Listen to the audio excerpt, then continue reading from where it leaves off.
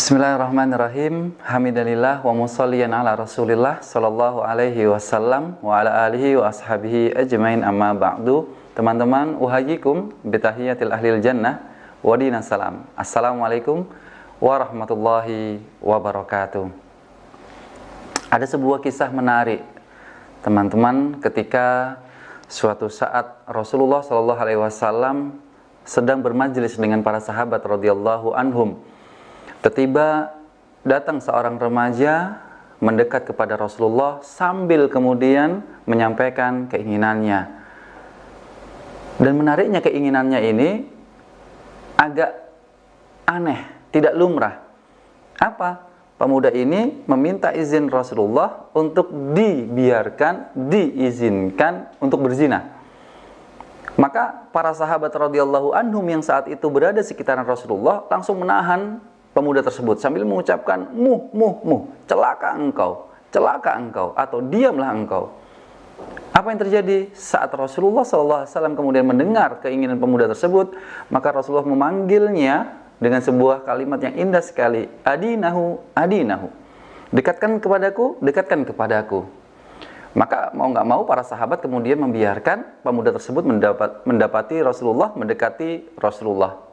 Apa yang terjadi? Ketika sudah berdekatan, lutut bertemu dengan lutut, pemuda itu kemudian mengucapkan, "Ya Rasulullah, a'udzni bizina, izinkan aku untuk berzina."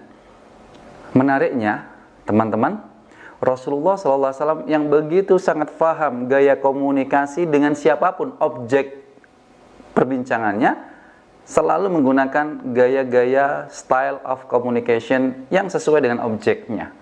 Maka ketika ini mengetahui ini adalah seorang remaja yang ingin meminta sebuah pemahaman, bukan sebuah kejelasan dari sebuah perbedaan. Apa itu?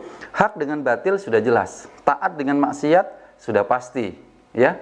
Kemudian haram dengan halal sudah oke. Tapi yang diminta oleh pemuda ini adalah pemahaman. Maka Rasulullah kemudian berbicara dengan bahasa-bahasa the equalitarian style of communication. Rasulullah kemudian berbicara dengan sebuah kata comparative study. Sekali lagi, bukan untuk mencari pembeda, karena sudah jelas, sudah pasti hitam dengan putih itu berbeda, taat dengan maksiat itu berbeda, halal dengan haram itu pasti berbeda. Tetapi pemuda ini mencari sebuah pemahaman. Maka Rasulullah kemudian menggunakan sebuah bahasa comparative study.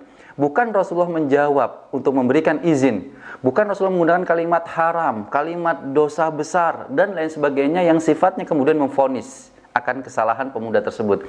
Tapi yang digunakan oleh Rasulullah sallallahu alaihi wasallam itu adalah kalimat yang indah sekali, yaitu kemudian menjawab dengan kalimat tanya. Bagaimana jika ibumu dizinai? Bagaimana jika bibimu dizinai? Bagaimana jika adik putrimu dizinai? Maka apa yang terjadi? Pemuda ini kemudian memunculkan secara internalisasi dirinya untuk menjawab pertanyaan Rasulullah SAW. Walhasil, pemuda ini kemudian tidak jadi melakukan zina. Maka menariknya kemudian apa responnya Rasulullah? Lalu Rasulullah kemudian meletakkan dada beliau SAW di dada pemuda tersebut sambil berucap, Allahumma ya Allah, ighfir dzanbahu, ampuni dosanya. Yang kedua, Allahumma tahhir qalbahu, baikilah, sucikanlah, bersihkanlah hatinya. Yang ketiga, Rasulullah mengatakan, Allahumma ahsin farjahu, jagalah dari sisi syahwat-syahwat yang memberikan sebuah kemudaratan. Dan yang menariknya, kata Rasulullah, ditutup dengan wala yaltafitu ba'du dzalika fatan yaltafitu ila syai'. Semoga pemuda ini tidak akan berkeinginan, berharap, berpinta terhadap sebuah perilaku zina.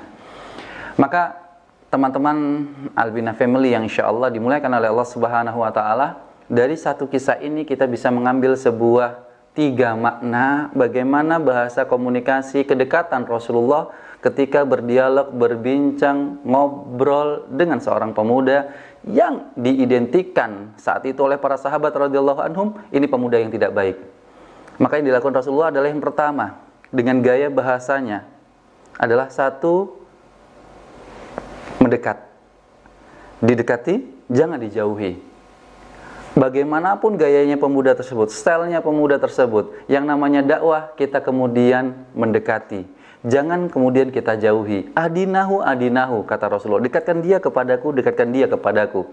Dekati, jangan jauhi. Yang kedua, kata Rasulullah kemudian berbicara dengan bahasa dialog. Bukan bahasa instruksi, bukan bahasa perintah, tapi bahasa komunikasi yang sesuai dengan stylenya anak muda. Yang ketiga adalah kemudian mendoakan terkait dengan apa yang dialami oleh pemuda tersebut.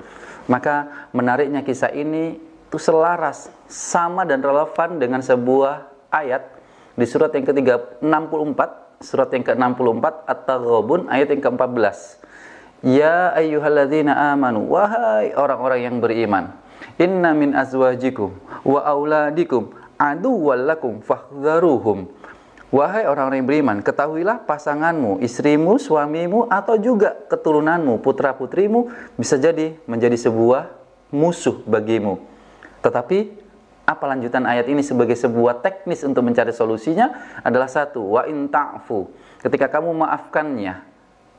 Yang kedua adalah ketika engkau kemudian wa in tasfahu, engkau kemudian mendekatinya, engkau merangkulnya, engkau bersentuhan dengannya. Dan yang ketiga adalah wa in taghfiru, ketika engkau memohonkan ampunan kepada Allah, ketika engkau mendoakan ampunan kepada Allah agar diri sosok itu, pasangan kita kah atau anak-anak kita kah, kemudian mendapatkan curahan ampunan Allah Subhanahu wa taala. Namun poinnya adalah la tahzaruhum, jangan engkau jauhi, tapi cukup kita kemudian berhati-hati. Oleh karenanya Albina Family yang insyaallah dimuliakan oleh Allah Subhanahu wa taala, mari yang namanya pemuda, yang namanya regenerasi keturunan itu menjadi sebuah aset kita.